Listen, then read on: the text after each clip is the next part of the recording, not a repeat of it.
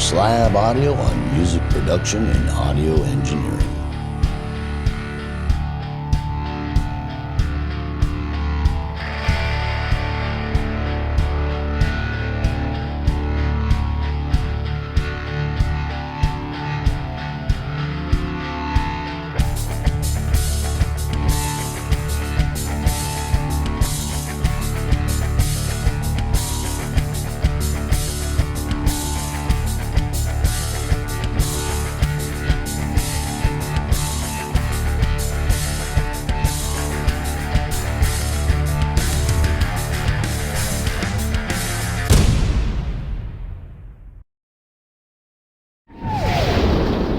Welcome to Doc Slab Audio and our Insights series. I do believe this is the 23rd video in our Insights series, and in this video we want to talk about the real magic of programs like RX and Melodyne. These are two of my favorite pieces of software when doing in-depth engineering repairs and adjustments, but the concept here is a lot of people get thinking that these programs are going to solve all their problems, which is not true, and you will get lost in them thinking that is what they do. What you need to understand about the real magic of these programs is, I've said over and over and over again, you want as good a performance as possible, as good a capture as possible, and as good a filtering afterwards to clean things up of a really good composition and performance. You know, and the individual captures themselves and things like that, that the real magic in these pieces of software isn't the things that you might think. If you're thinking that these pieces of software are going to magically repair all your issues, you're sadly mistaken. They can do a lot, but the issue here, what you really need to see about the magic of these pieces of software is this, is that both of these programs and programs similar to this, let's say you've got a really good performance and a really good capture, okay, and you've done filtering on it and it's cleaned up the best you can, and well, you've got some issue. Bam. These two pieces of software can really fix light issues so that you go from something that's, well, pretty good to outstanding. Okay, so that's like, I'll give you a really simple example, like you've got deverb, okay, deverb, something like that you've got just a light little bit of reverb too much in there that's imprinting all the things we know reverb does, a frequency, you know, a frequency footprint and a reverberation footprint that's coloring the sound. But it's really light because you did a really good job in your performance and capture, but it's still coloring the sound. You want to kind of remove it so that the work you do is done even that much better. That's the magic of this piece of software. If you push it too hard, either one of them or software like that, you're going to have problems. It's not going to get done what you want. It's going to cause audio anomalies. It's going to make a mess of your audio. You'll get frustrated and think the software is garbage rather than letting it do the magical stuff it does. Like it's got, you know, things like spectral repair or spectral denoise. You've got a little bit of noise in there, you know, and you want to clean it up just a little bit. You know, you've done a really good job in all those areas, but there's a little bit that's coloring the sound. To get it to where it's going from that next level up, you know, it's like you've done as good a job as possible, but there's a little bit of issue, then you're going to fix a little bit of the issue. That has to do with editing, filtering, cleaning, adjusting harmonic content, whatever both these two pieces of software do. You really want to look at them as doing light work. It's not a fix-all. It's to take really good performances and really good captures and make them that next level up. Does that make sense? Which, if they're really good performances and captures, you can do some magic with them. It's like, oh, there's just a little thing right here, bro. Bam, I fixed that. Everything else is great. There's a little thing right here needs to be adjusted, or there's a little thing right here. You know, it's just little stuff you're going around that you probably wouldn't be able to fix. Does that make sense? Without redoing the whole capture when everything else came out beautiful, except for this one little thing right here, and you want to drop that down. The bird's going, you know, it's like, bring that down a little bit, adjust that out, you know, or a little light tuning adjustment. It's off just a little bit. It doesn't sound right. You're going to adjust it just a little bit, you know. Does that make sense? Little things like that. And the same thing with RX, all the things that it does. Things like de-bleed. If you have a capture of your room and you've got a fish tank or air conditioning or something that's lightly in the background, and you get a capture of that file and put it in here with that capture you have, it can clean up quite a bit of that. If it's even just light stuff that's coloring the sound, or you get something that's happening, or you get a little bump, the neighbor, somebody bumped on something right here, it's like, nah, you're gonna put, erase that out of there.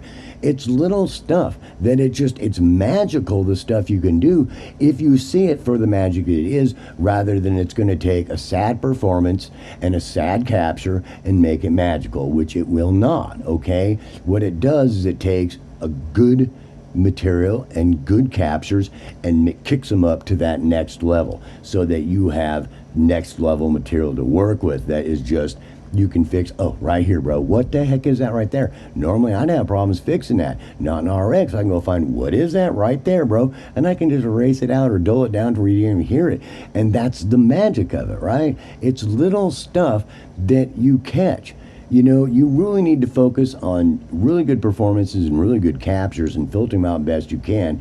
And these pieces of software can be magical for doing light repairs of something. That's a huge problem right there. Normally, this whole capture is beautiful, except for that thing. That thing right there, and I can't fix it with anything else, so I got RX6, or RX, and I bought it, and I just erase it out, and it's gone. Wow, yeah. Or somebody in the background, hey, Bob. You say, hey, Bob, in the middle of the capture, bro. And it's like, it's right up here. Hey, Bob, or something, or part of it, or a little clink or a clunk, or they hit something wrong, or articulation was done wrong. And you can get in here and look at it and find it. Oh, right there, bro. He's a little heavy right in there at that beginning. And that little thing right there, and there's a little background noise needs to be faded out a little bit so it's not so high. Up in here, that needs to be dropped down a little bit. Little teeny stuff that just make the capture that much better. And getting in there, things like when you go in there and you start zooming in, you can get all the way down to sample level. To where if you have a serious problem, you can go down right to the sample in RX and find a few samples that are a problem and reinterpolate them or adjust them or whatever, and do all kinds of things. Declip, decrackle. It's light work. Okay, don't expect it. Don't go into using any of the software and then I'll just RX it and Melodyne it, for all my problems. No, that's a bad idea. What you want to do if something does happen, it's like, I got this little click going. I don't know why she's doing that right there, or declip or decrackle, de-ess, de-hum. It's little things. A lot of things you don't want to overuse it. You don't want to think it's a piece of software you pull out all the time to fix your problems. It's just not. All these things are for when you come up with a little issue right here. It's just right there. Everything else in the performance is great. It's just I can't get it fixed in DAW with the standard tools I have. I have to pull out RX and I got this mouth declick that's happening right there. And it's like everywhere else through the production is fine, but I can hear it and I'm going to start messing with it. And it's light work. Don't try to put a heavy load on it. You'll end up with audio anomalies and problems. But light work, it's magical because you get this little mouth click or click or hiss or breath control, something happened, your dog and it's like, I don't know, whatever it is, it's expected to be light work. Don't put a heavy load on it. And the same thing with something like Melodyne. The magic is in the little things it can do. There's even other cool stuff like harmonic content, that if you've got a harmonic that's a problem, up here or down here, and it's really vocal, and it's like you can adjust it.